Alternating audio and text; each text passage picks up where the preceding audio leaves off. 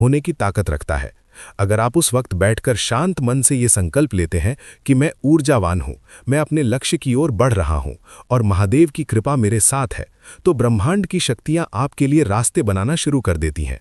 ये वो समय है जब लॉ ऑफ अट्रैक्शन सबसे तेज काम करता है, क्योंकि उस समय आपके मन में कोई रेजिस्टेंस, कोई शक नहीं होता।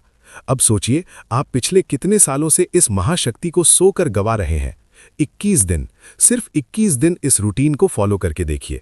पहले 3 दिन आपको थकान होगी, आपका मन बहाने बनाएगा, कहेगा कि थोड़ा और सो लेते हैं। लेकिन याद रखना, वो मन नहीं है, वो आपके पुराने संस्कार हैं जो आपको उस दिव्य ऊर्जा से दूर रखना चाहते हैं।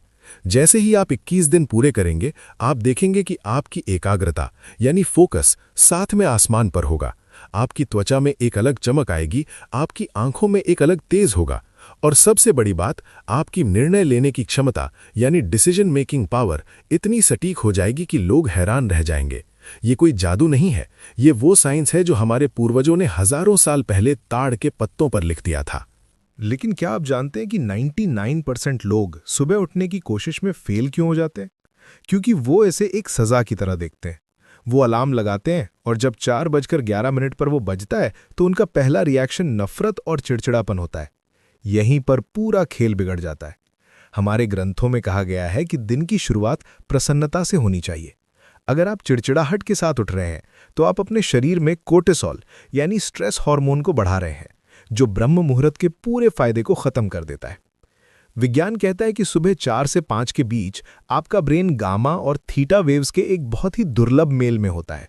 गामा वेव्स वो हैं जो जीनियस लोगों के दिमाग में तब देखी जाती हैं जब वो किसी महान खोज को अंजाम दे रहे होते हैं, और थीटा वेव्स वो हैं जो गहरी ध्यान की अवस्था में मिलती हैं।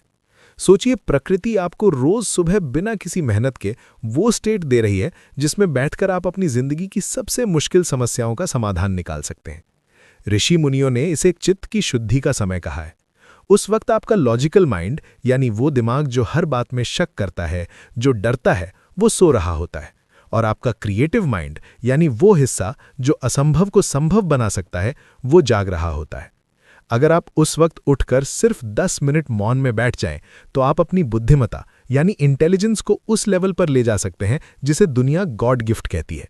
ये कोई गॉड गिफ्ट नहीं है, ये सिर्फ सही समय पर सही ऊर्जा का इस्तेमाल है। इस समय पृथ्वी का रोटेशन और वायुमंडल का दबाव कुछ ऐसा होता है कि आपके शरीर के भीतर का रक्त संचार यानी ब्लड सर्कुलेशन आपके मस्तिष्क की ओर बढ़ जाता है। यही कारण है कि इस वक्त पढ़ी हुई चीजें सालों तक याद रहती हैं। पुराने समय में वेदों का पाठ इसी समय किया जाता था ताकि वो शब्द सीधे आत्मा